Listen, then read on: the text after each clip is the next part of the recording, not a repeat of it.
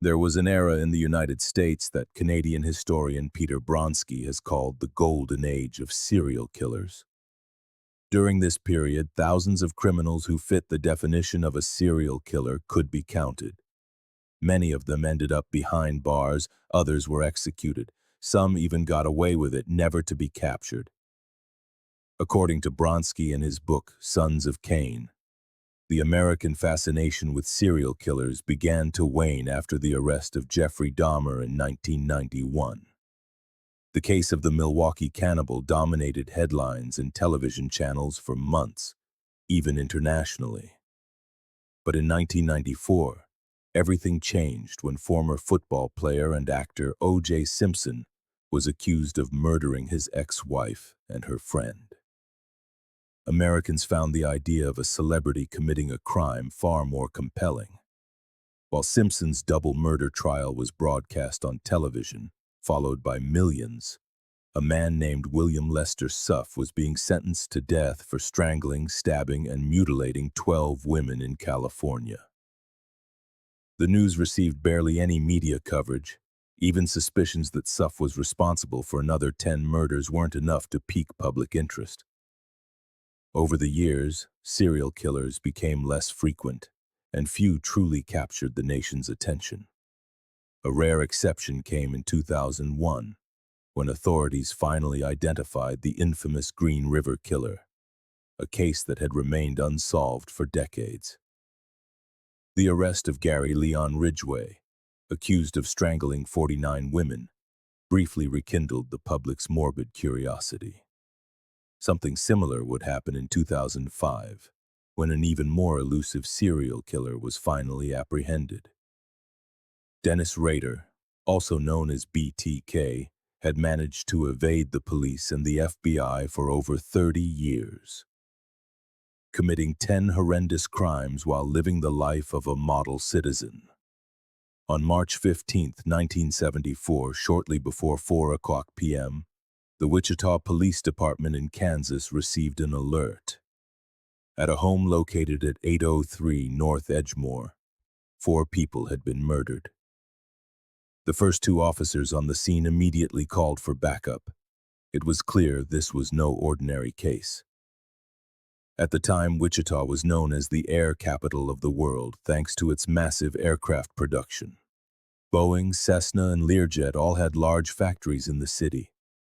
It was a good place to live, a place where people didn't feel the need to lock their doors at night. The Oteros were a family of Puerto Rican heritage who had moved to Wichita just 2.5 months earlier. 38-year-old Joe Otero had recently retired as a sergeant from the U.S. Air Force after 20 years of service. He was married to Julie, 34, with whom he had 5 children: Charlie, 15, Danny, 14, Carmen, 13, Josephine, 11, and Joseph Jr., 9. That morning, Charlie, Danny, and Carmen left for school while their parents and 2 younger siblings were having breakfast. The attack occurred around 8:20 a.m.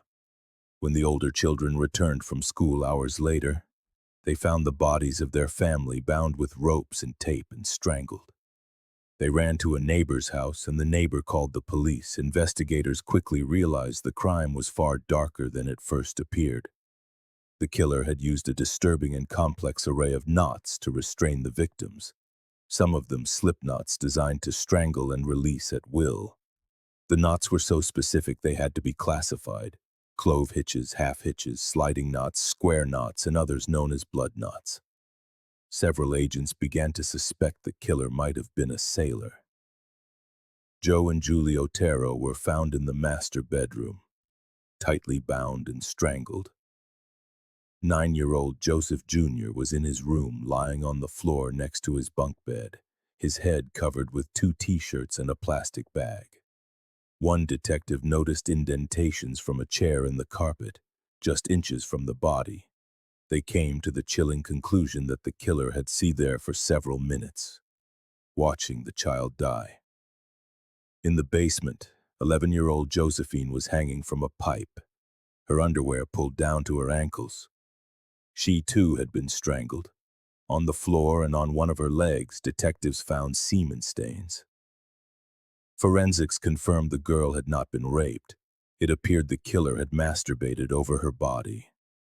The phone line had been cut.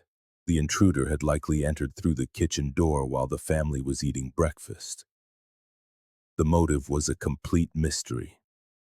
A watch belonging to the father, a set of keys, a small radio, and the family van had been stolen, but the van was found abandoned in a supermarket parking lot half a mile away. The autopsies confirmed that all 4 victims died of strangulation after a prolonged period of torment. They had abrasion marks on their necks and wrists, indicating the ropes had been tightened and loosened multiple times.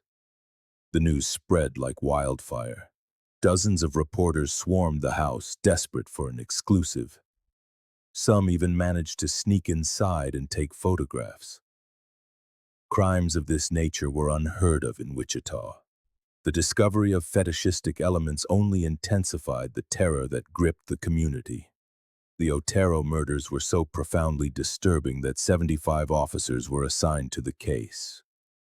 Within days, they understood they were dealing with a meticulously planned crime. Not a single fingerprint from the intruder was found at the scene, nor in the family van on the morning of March 15th, the day of the attack. The temperature was 6 degrees below 0 Celsius, and visibility was poor. Although one neighbor claimed to have seen a strange man walking near the Otero house, and another thought he saw someone driving their van around 10 o'clock a.m., no one could provide a convincing description. A week later, in an act of desperation, the police allowed a psychic to hold a séance inside the house. It yielded nothing. All they had was the semen found in the basement, evidence that was of little use to them at the time. The motive remained elusive. They considered that Joe Otero might have been involved in a drug deal.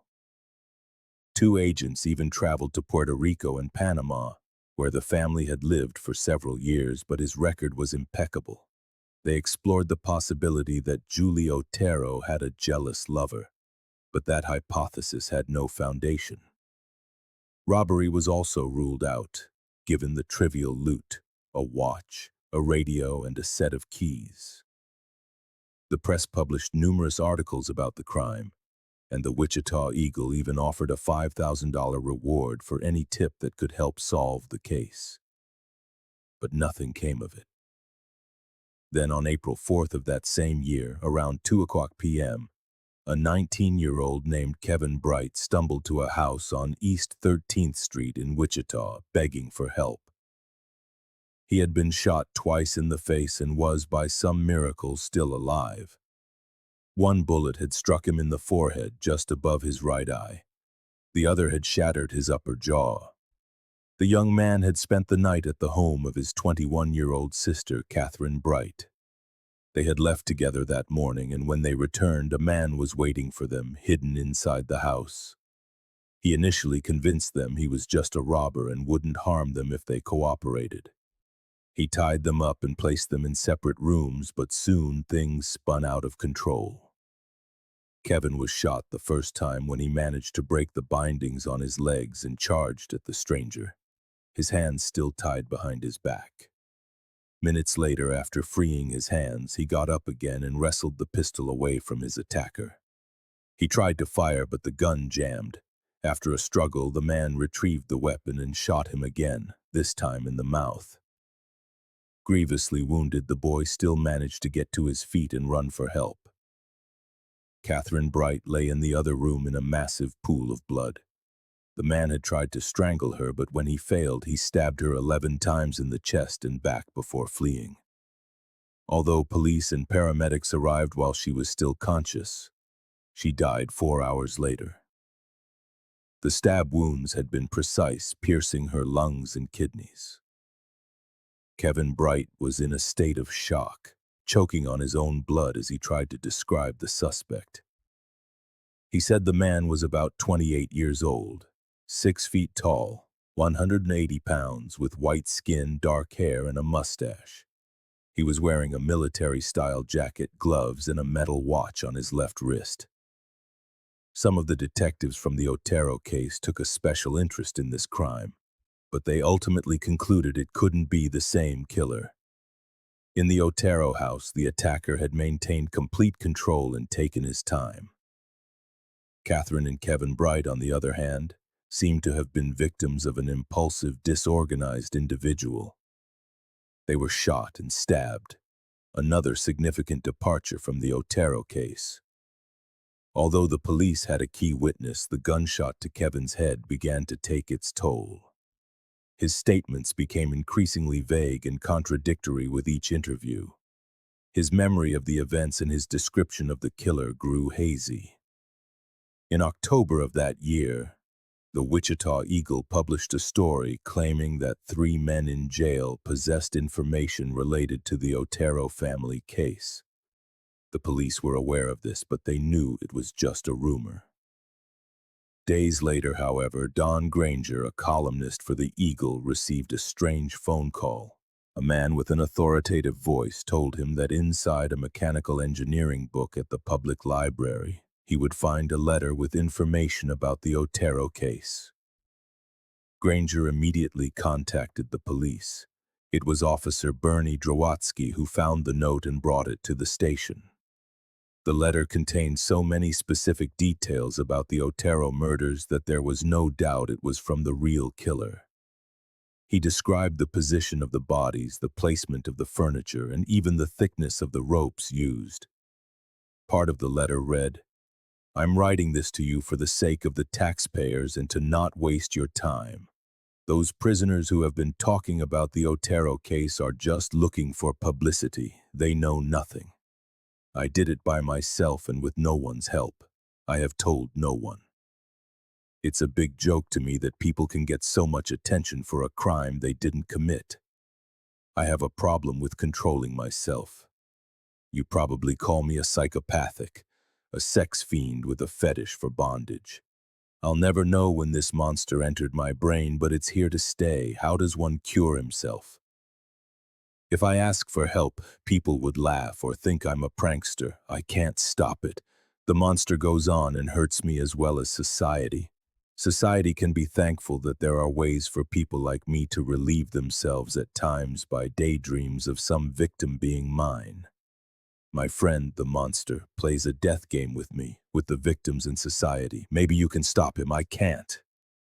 He has already chosen his next victim or victims. I don't know who they are yet. I will know the day after I read it in the paper. It will be too late. Good luck hunting. Yours, the true killer."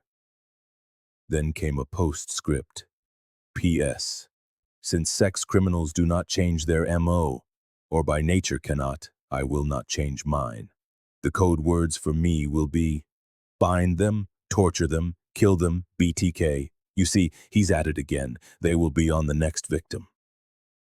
The note was riddled with so many spelling errors that investigators wondered if it was a deliberate ploy. Regardless, it was horrifying. They decided to keep it hidden, knowing that its release would cause widespread panic. They contacted columnist Don Granger, who had been prudent enough not to rush to the library to publish the letter himself. They proposed working together to unmask BTK, and he agreed. Wanting to help the authorities, Granger devised a way to send a message to the killer through the pages of his own newspaper. He published short, cryptic articles asking someone named BDK to call him, suggesting they could help. There was no response. A couple of months passed. Then, on December 11th, 1974, the Wichita Sun newspaper published a story revealing that the police had received a letter from the Otero family killer. He called himself BTK, for bind, torture, kill, and had threatened to strike again. The information had been leaked. A journalist for the Sun, who had even obtained a copy of the letter, decided the public had a right to know, so they could take precautions, even though it interfered with the police investigation. While the leak ignited a firestorm of controversy and unleashed a wave of terror across the city. The killer gave no further sign of life for the next 3 years. Then on March 17, 1977, around 1 o'clock p.m., police were alerted to a new murder. Shirley Vian, a 26-year-old single mother of three, had been found strangled with a rope and a plastic bag inside her own home at 1311 South Hydraulic Avenue. Her children, aged 8, 6, and 4, had been locked in the bathroom by the killer. By the time they managed to break one of the windows and run for help, their mother was already dead. Although police arrived swiftly and attempted to revive her, their efforts were in vain. The house soon filled with detectives as some officers began to whisper that the case bore several similarities to the Otero family murders. The intricate knots used to bind the victim and the bag placed over her head seemed to confirm it. However, no semen was found at the crime scene. The attacker hadn't cut the phone lines, nor had he harmed the children in any way, unlike in the Otero case. In fact, they had been left in the bathroom on a blanket with several toys while he strangled their mother in another room. Though detectives told the media there was no similarity between the two cases, no one in the press believed them. The next day, a columnist for the Wichita Eagle published a piece comparing the Otero slayings to the murder of Shirley Vian, raising the possibility that the city was at the mercy of a serial killer. The name BTK once again echoed in the news, and many citizens began installing security systems in their homes. Meanwhile, Police Chief Richard Lemunion and Bill Cornwell of the Homicide Squad began to suspect that both cases might also be linked to the murder of Catherine Bright. While the similarities were not obvious, and they faced criticism from their colleagues, something made them believe it was the work of the same man, even if they couldn't prove it. Stephen, Shirley Vian's 6-year-old son, later told investigators that he had been out shopping that day when a man in a suit carrying a briefcase approached him. The man said he was a police officer looking for some people and showed him a photograph of a woman and a child, but Stephen said he hadn't seen them. A short time later, he was at home with his mother and 2 siblings when there was a knock at the door. He ran to open it and saw it was the same man. When his mother came to see who it was, the stranger pulled out a pistol and began threatening her. He herded the children into the bathroom, locked them inside, and then proceeded to subdue and murder their mother.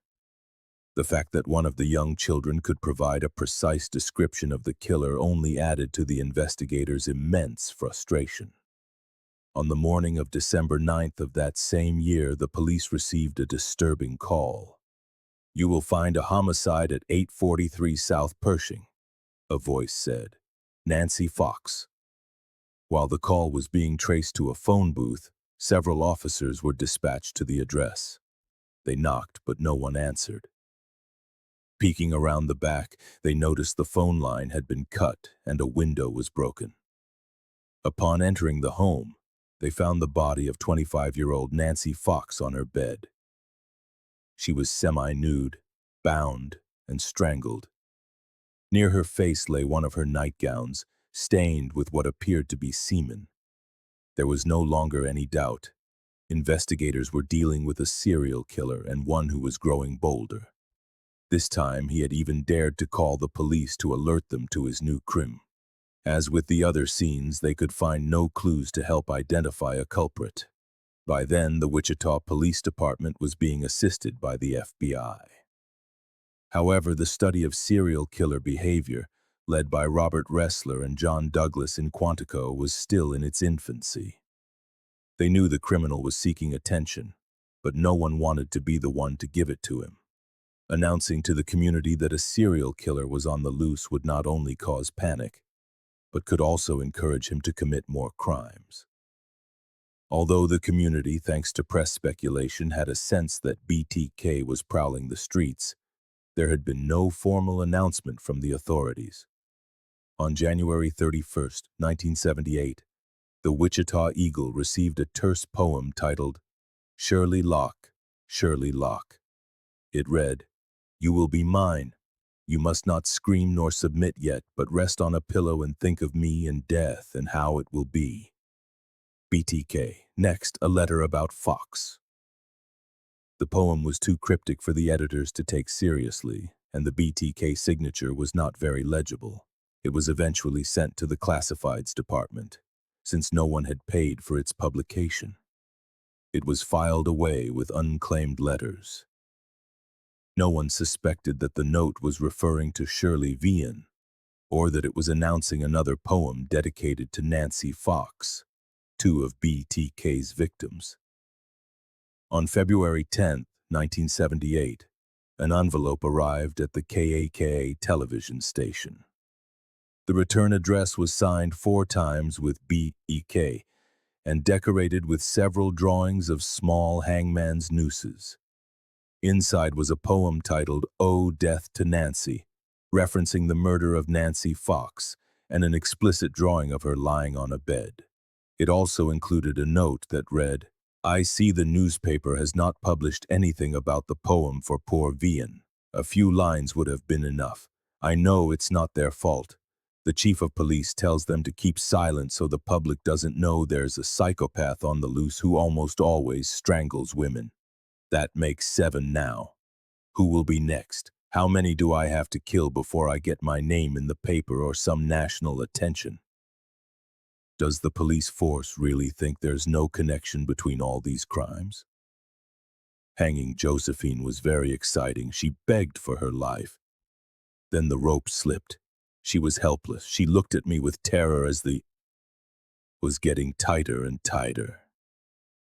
The author of the note also referenced the murder of Shirley Vian, explaining that her children had been saved because he had to flee when the house phone started ringing.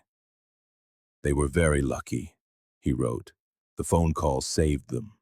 I was planning to immobilize them and put a bag over their heads like Joseph and Shirley. Then I would hang the girl. My God, how I would have enjoyed that." Here he was referring to Shirley Vian's youngest daughter, 4-year-old Stephanie.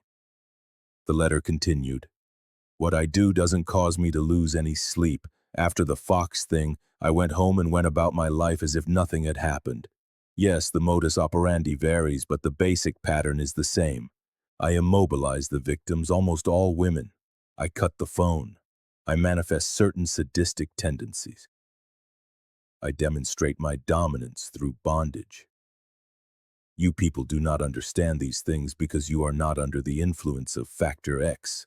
Unlike Son of Sam, Jack the Ripper, Harvey Glatman, the Boston Strangler, Dr. H. Holmes, the Florida Stocking Strangler, the Hillside Strangler, Ted from the West Coast, and many other infamous killers. It seems absurd, but we can't help it. There is no help, no cure, only death or capture and confinement. It's about time I had a name for myself, too. I have already killed 7, and there are many more to come. I like these: the BTK Strangler, the Wichita Strangler, the Poetic Strangler, the Bondage Strangler." Cake's news director, Ron Lowen, was called in urgently when the letter was received. It could be an unprecedented exclusive if they aired it on the evening news, but he decided to go to the police first. Richard Lemunyon read the letter and, after a few minutes, told Lowen they needed to talk. He confessed that the police were already aware of the situation but didn't know how the killer might react if his letters were published. They didn't want to encourage him to keep killing. Still, Lemunyon understood the situation would only escalate, and he authorized Lowen to break the story on television, even offering to deliver a message to the community himself. That day, on the 6 p.m. newscast, Ron Lowen and Richard Lemunyon appeared before the cameras to announce that a dangerous serial killer was loose in the city and had possibly already claimed 7 victims. Lemunyon later held a press conference where he admitted they still did not know the killer's identity. The city was terrified. Some people claimed to have received calls from someone claiming to be BTK and threatening them with death. But they all turned out to be cruel pranks. The authorities' acknowledgement of a killer who attacked seemingly at random led thousands of families to install security systems, buy guard dogs, and arm themselves with firearms for protection. The desperation of the authorities to find the killer became evident. In his letters, BTK repeatedly mentioned the location of his victim's eyeglasses. They also appeared placed on a nightstand in the drawing of Nancy Fox, and agents thought this might be a clue. During an interview with KK, while Chief Lemunyon was speaking about BTK, an image of a pair of glasses and the text, "Call the Chief of Police now," flashed on the screen for a fraction of a second. The subliminal message was a failure. Many pranksters called claiming to be BTK, rendering the effort useless. On April 28, 1979, a 73-year-old widow named Anna Williams returned to her home around 11 p.m. after an evening with friends. She found her bedroom in disarray. Some jewelry, clothes, and $35 had been stolen. She tried to call the police, but when she picked up the phone, she realized someone had cut the cord. The news reports about BTK immediately came to mind, and she ran out of the house to find help. A few weeks later, she received a letter. Inside the envelope were one of her handkerchiefs and her stolen jewelry, along with a drawing of a naked, bound woman on a bed. It also included a poem in which the writer essentially asked why she hadn't come home that night, saying that he had been waiting for her. The KK television station received a copy of the same letter, and a post office clerk was able to provide a description of the man who delivered it. A white male, about 40 years old, clean-shaven, approximately 5'9", wearing a denim jacket and gloves. Cake immediately contacted the police. Several things struck the investigators. Williams was an older woman and did not fit BTK's victim profile. They soon discovered that the elderly woman was frequently visited by her 24-year-old granddaughter, and perhaps she was the one the killer had been looking for. They also noticed that he had signed the letters with his characteristic acronym, but with a variation. The letter B was slanted, and the letters T and K were joined together. Something that continued to trouble the agents was the number of spelling errors in BTK's letters. He was supposed to be intelligent and meticulous.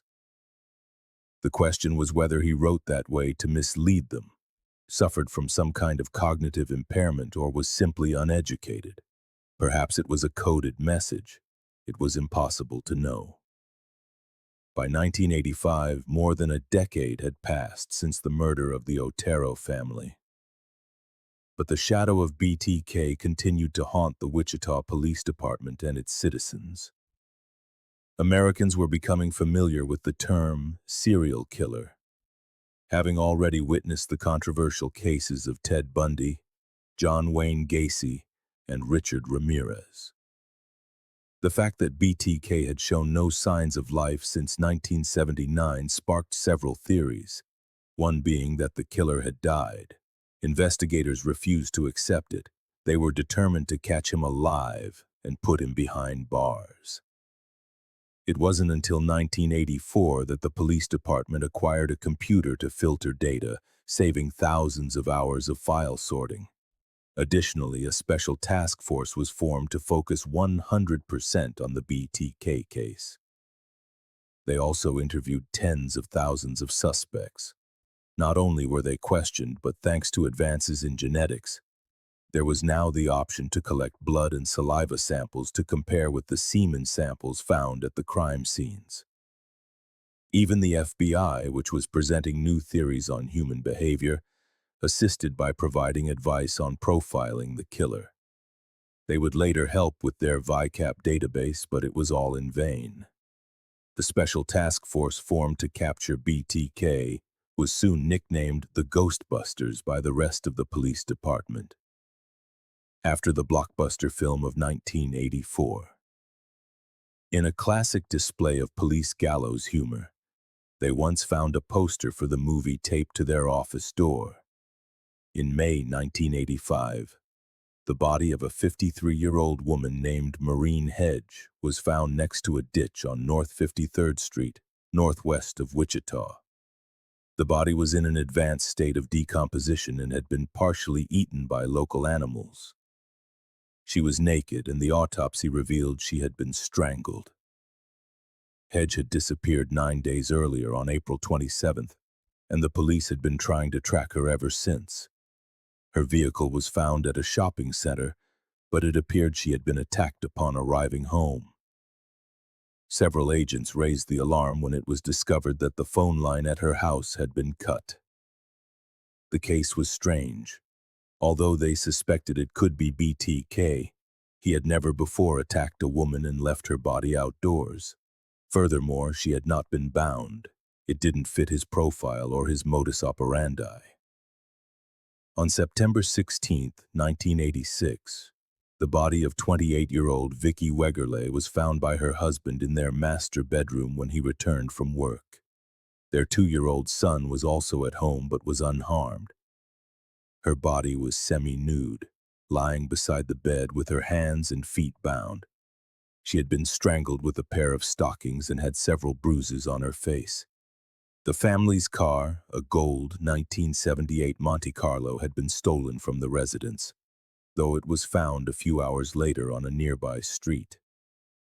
Bill Wegerle, Vicky's husband, told police he had seen it being driven by a man just before arriving home that day, but assumed it couldn't be his. He also said that when he entered the house and saw his son alone, his first thought was that Vicky had simply gone out shopping. He glanced into the room, but the body lay beside the bed, hidden from his initial view. It would be a full 45 minutes before he made the discovery. To the police, the entire story sounded far too strange. The Wegerle case sparked considerable controversy, and Bill quickly became the prime suspect, enduring increasingly harsh interrogations. Although several detectives believed he had murdered his wife, there was no evidence to incriminate him.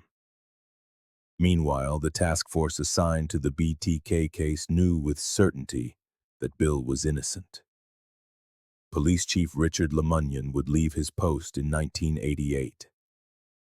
Despite all his efforts, the BTK case represented his greatest failure, a sentiment shared by all the agents involved. On January 19, 1991, a 62-year-old woman named Dolores Davis vanished from her home near Park City. Authorities paid special attention to this case because a search of her residence revealed that the phone line had been cut. On the morning of February 1st, nearly 2 weeks later, a teenager walking his dog found Davis's body under a bridge on North 117th Street, partially frozen and ravaged by animals. Her hands and feet were bound, and a stocking was knotted around her neck. Next to the body, police found a mask. The gruesome crime put every detective connected to the BTK killer on high alert, even though by that point the investigation had reached a complete standstill. It bore a striking resemblance to the 1985 murder of Maureen Hedge, though this time the body had been bound. And then, suddenly, the killing stopped. The community's fear of BTK gradually faded, and his name was slowly forgotten. Many of the police officers and detectives who had tried to solve the case ended their careers haunted by the frustrating knowledge that they had never even come close to discovering the killer's identity. By 2004, some of the new officers in the Wichita Police Department hadn't even been born when the Otero family was murdered. The acronym BTK meant absolutely nothing to them, nor did it to the young columnists at the Wichita Eagle. However, Hearst Laviana, a journalist who had followed the case closely since 1984, remembered it perfectly. On January 17th of that year, Laviana published a commemorative piece about the Otero family. January 15th had marked the 30th anniversary of the crime, and the person responsible had never been caught. In the article, besides explaining that BTK had likely committed other murders, he interviewed a lawyer who had spent years writing a book on the subject. Laviana also reflected on how BTK no longer inspired fear or even local interest. When asked, many citizens didn't even know that a serial killer had once stalked Wichita. On March 19th, the Wichita Eagle received a letter. Inside was a photocopy of 3 photographs depicting a dead body. It also included a driver's license belonging to Vicky Wegerle. In the bottom right corner was a strange symbol that appeared to be the letters BTK, with the B drawn to resemble a pair of breasts, and the T and K forming a pair of open legs. Glenda Elliott, the editor's assistant, was the first to see the letter. A long-time employee, she remembered the BTK case and immediately notified her superiors. Everyone was stunned. Apparently, BTK was still alive, and Laviana's article had motivated him to resurface. A couple of days later, Laviana went to the police and handed over the letter, but not before making a copy. The veteran officers immediately responded to the call. Vicky Wegerle's driver's license was real. The case files noted that no photographs had been taken at the Wegerle crime scene. When the ambulance arrived, the first thing paramedics did was move her to the main living room to attempt resuscitation, as the bedroom where she was found was too small for the maneuvers. Those photos could only have been taken by the killer before he left that day. The return address on the envelope read, Bill Thomas Kilman, 1684 Old Manor, Wichita, Kansas, 67288. Both the name and the address were fake, but they were clearly intentional.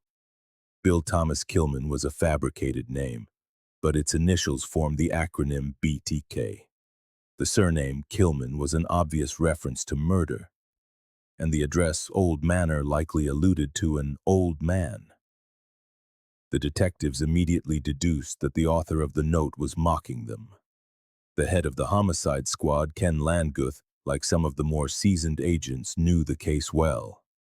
He knew how elusive the killer was, and this letter could be the key to catching him. FBI studies on serial killers asserted that once they start, they are typically incapable of stopping. The police were fairly certain that BTK had been inactive for over a decade. The question was, why had he stopped? Perhaps he had been in prison for another crime.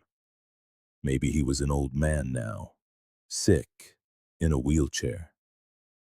Landguth assembled a special team in record time to reopen the case before news of BTK's reappearance leaked to the press.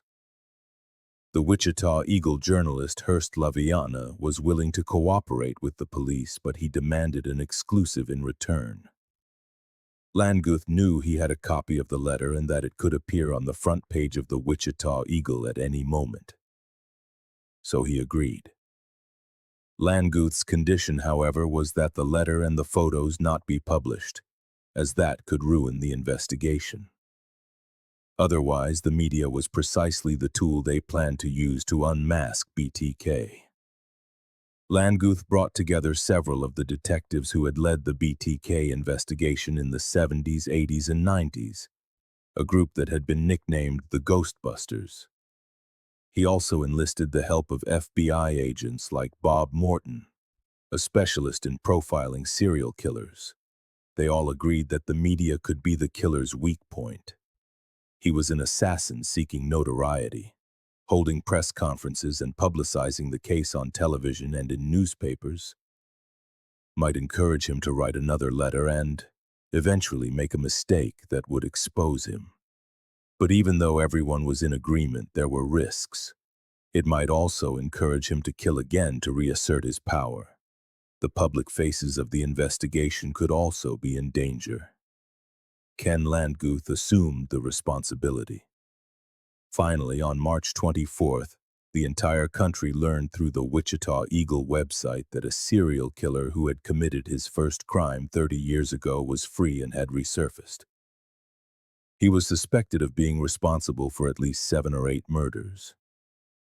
Every media outlet picked up the story.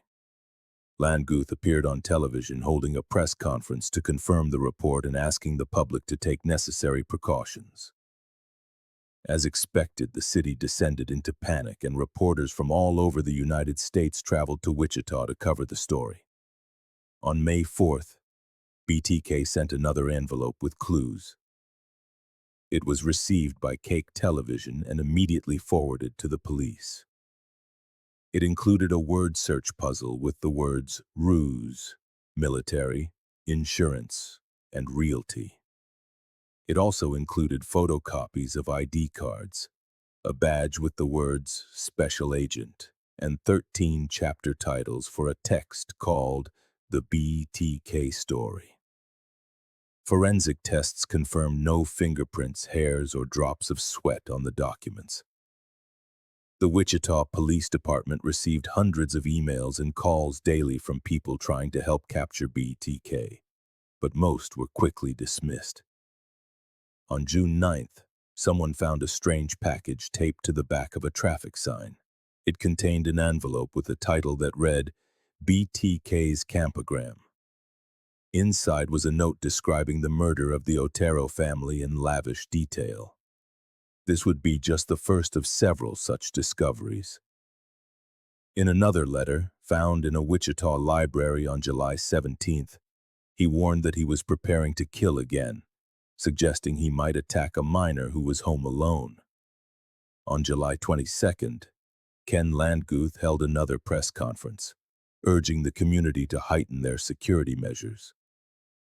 By then, the investigative team had BTK's biological evidence. In the cases of the Otero family and Nancy Fox, the killer had masturbated at the crime scene. The samples matched skin found under Vicki Wegerle's fingernails after she was murdered in 1986. Hundreds of DNA samples were analyzed to rule out suspects. Even journalist Hurst Laviana had to agree to provide a saliva sample after the July 22nd press conference. Concern was growing among the investigators. They concluded that BTK's threats could become a reality and changed their strategy. So far, they had only held press conferences when they received one of his notes. This time, they would take the initiative and appear on television periodically, hinting that the investigation was progressing. It couldn't sound like a threat, nor could they claim they were about to catch him. The idea was to slightly undermine his confidence, so he wouldn't feel free to go out and kill as if nothing was happening. Though they seemed like simple media statements, everything was being coordinated with pinpoint precision by the team tasked with stopping BTK. The texts Landguth read to reporters were meticulously reviewed by various psychologists. The FBI's Bob Morton even asked him to sleep well the night before conferences, to be impeccably dressed, well-groomed, and without dark circles under his eyes. He could not appear defeated or tired. BTK was watching and had already proven to be a cunning individual. On December 8th, BTK made a phone call to a small supermarket. He told the manager he had planted a bomb in the store and that he must follow his instructions. He gave him an address, 9th and Minnesota Northwest corner, and told him to go pick up a note. The man contacted the police immediately. They confirmed there was no bomb. Although they checked the area indicated by the suspect, nothing was found. At first, investigators thought it was just a prank, but on December 13th, a man walking in the area found a trash bag near some bushes containing several sheets of paper. It also held a doll with its hands tied behind its back and the driver's license of Nancy Fox, one of BTK's victims. The notes described all the details of the crime. BTK was not only providing information about the murders, but also revealing details about his personality. From a criminological standpoint, this was fascinating. He claimed his name was Rex, Latin for king, a detail that betrayed his immense ego. He used abbreviations obsessively in his letters. For example, he explained that SBT stood for Sparky's Big Time, his nickname for his own penis. SBT, therefore, was the moment of his masturbation. DBS alluded to the phrase dead by strangulation, and DTPG meant death to a pretty girl, among many other terms. The cruel cat-and-mouse game that BTK was playing with the police was at its peak. He began leaving cereal boxes decorated with ribbons in public places to be found. The first was discovered on January 25, 2005. Inside was a doll, gagged and tied to a piece of pipe, alluding to the murder of 11-year-old Josephine Otero. There was also a note in which the killer asked if they had found another box left in the parking lot of a local Home Depot. This mobilized the entire police force, but they couldn't find it. They thought perhaps someone had taken it and asked the store managers to post a notice for customers. If anyone had found anything out of place, they should immediately contact the police department. A Home Depot employee named Edgar Bishop had found a cereal box in the back of his truck on January 4th. Inside was a supposed note from a VTK killer, claiming a bomb would explode if any agent entered his house. The man thought it was a joke and had thrown it in the trash. After seeing the notice at his work, he immediately contacted the authorities. Luckily, he had been on vacation and the trash bag with the cereal box was still in his yard. The Home Depot staff provided the police with security camera footage from the parking lot. Shortly before Bishop found the cereal box, a dark-colored Jeep Cherokee was seen circling the area. Suddenly, a man got out of the vehicle and placed a package inside Bishop's truck. The recording was blurry. Neither the suspect's face nor the Jeep's license plate was distinguishable. The discovery of this particular box would be crucial to the investigation. It included a necklace belonging to Nancy Fox that the killer had stolen from the crime scene. The note inside stunned the investigators. It read, "Can I communicate with a floppy disk and not be traced to a computer? Be honest." It was followed by instructions. In the classified section 494, Rex, it's okay. Publish it for several days in case I'm out of town. Soon in February or March, I will try a floppy disk. The detectives thought it might be a trick. A floppy disk leaves a record if it has been used in a computer. At that point, they didn't know if BTK was being overly arrogant and toying with them, or if he genuinely expected them to be honest and confirm that a disk could not be traced. If he was an older man, perhaps he wasn't familiar with the technology. The lead investigator, Ken Landguth, published the message, "Rex, it's okay," in the classified section of the Wichita Eagle for a week, despite not being entirely sure if BTK would fall into the trap. On February 16th, the television station KSAS received a padded envelope. It contained a gold pendant, a note telling the police to contact BTK again, and a floppy disk. A pair of authorized agents collected the package from the KSAS reception and drove immediately to the headquarters where the BTK investigation was being conducted. Randy Stone, the computer expert, accessed the floppy disk containing a text file written by the killer as proof of their communication. The file's properties revealed a name, Dennis. Further investigation confirmed it had been created on a computer registered to the Lutheran Church of Park City. A quick visit to the church's website verified that Dennis Rader was listed as the congregation's president.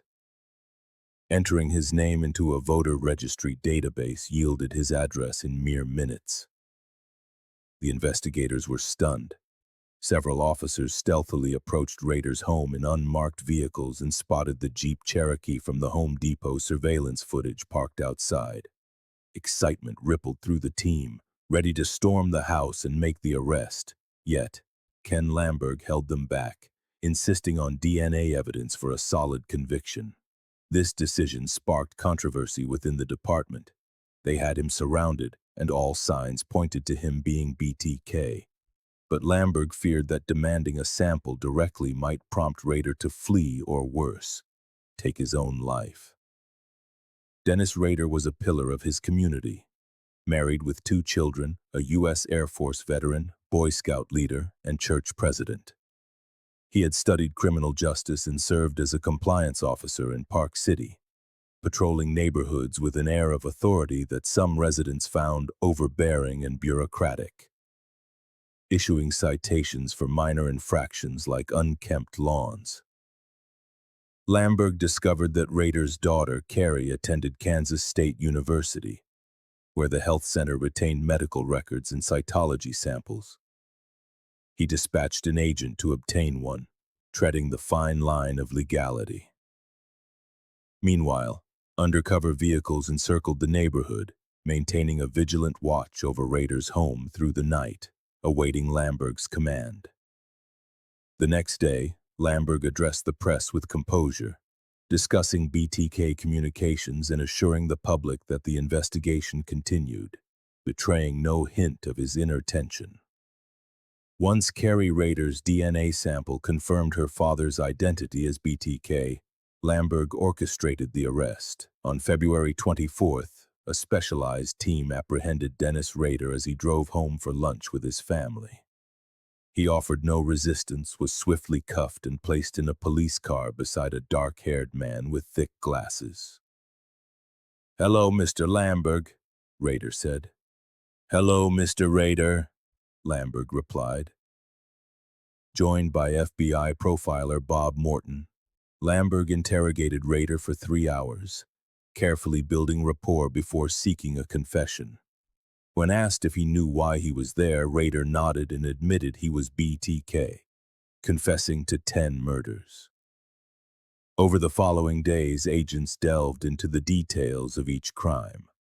At one point, Rader stood with his hands behind his back, shouting, "Mama!" while recounting the killing of 11-year-old Josephine Otero, then sat down, laughing mockingly, devoid of remorse. A search of Rader's home uncovered a trove of evidence. He sketched a map of his residence, directing officers to various items on the condition they spare the house from demolition.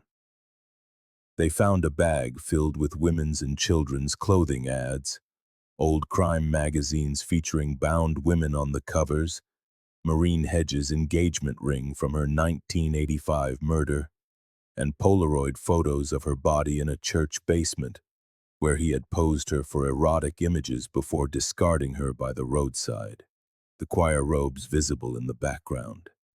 Shocking photographs of Dolores Davis's body and self-portraits of Rader in his victim's underwear, bound and masked, emerged. Some showed him suspended by ropes, others half-buried in makeshift graves. He used a tripod and remote shutter for these, later using them for self-gratification. Additional items, a bag with ropes, tape, a knife, dark clothing, and a .25 caliber pistol, were discovered in a city hall office he called the Mother Beta. There were drawings of women in submission, BTK signature prototypes, newspaper clippings of his crimes, more Polaroid photos, books on serial killers, and bound folders chronicling his murders in meticulous detail, including logs of his letters, poems, and viewings sent to the police. It was clear he had stalked hundreds of women for weeks or months, obsessively documenting everything. Each crime had a code name. The Otero family murders were Project Little Mexico, a derogatory nod to Josephine. Catherine Bright's was Project Lights Out. Shirley Vian became Project Blackout. Maureen Hedge, living nearby, was Project Cookie.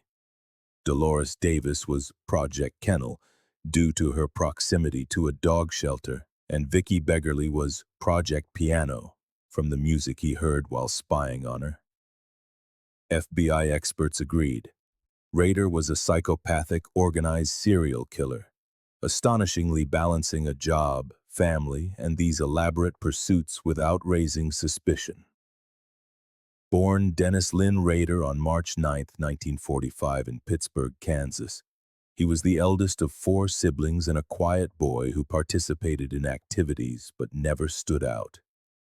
At age 8, witnessing his grandparents slaughter chickens on a farm left a lasting mark. By adolescence, his fantasies darkened. While peers dreamed of romance, he imagined binding and strangling women. He killed animals to sate his urges but craved human victims. From his teens, he stalked young women, sneaking into their rooms to steal underwear. One humiliating school reprimand fueled his obsession. That night, he spied on the teacher through her window, a noose around his waist, tightening it until release. After high school, Rader joined the U.S. Air Force as a technician, serving in Texas, Alabama, South Korea, Greece, and Turkey.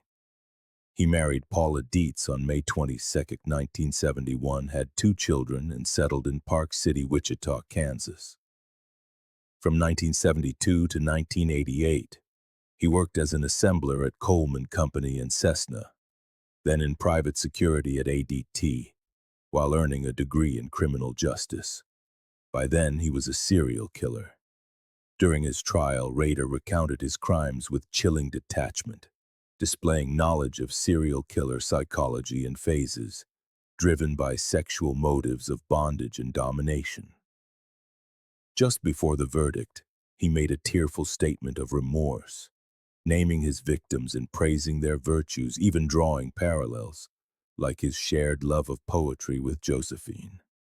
Yet, it seemed more self-pity than genuine regret. On August 18, 2005, he was sentenced to 10 consecutive life terms and imprisoned at El Dorado Correctional Facility, where he remains. Rader told psychiatrists that no major childhood trauma explained his actions beyond the chicken slaughter, and he admitted it wasn't enough to turn someone into a killer. Raised in a stable home without abuse or head injuries, he attributed it to an innate monster or factor X. Time eventually slowed him, balancing work, studies, and fatherhood, but he remained obsessed. He described his family life with strict yet affectionate tones, especially softening when speaking of his wife. Frustrated after Catherine Bright's knife killing, he strengthened his hands with daily grip exercises. Killing itself paled compared to the prelude and aftermath, the stalking, naming projects, and media frenzy. His arrogance, sending taunting letters while evading detection, proved his undoing. Even in inactivity, fantasies persisted. He kept trophies for masturbation, envisioning enslaving victims' souls, like with the Oteros in his AFLV, Afterlife, concept of victim writings.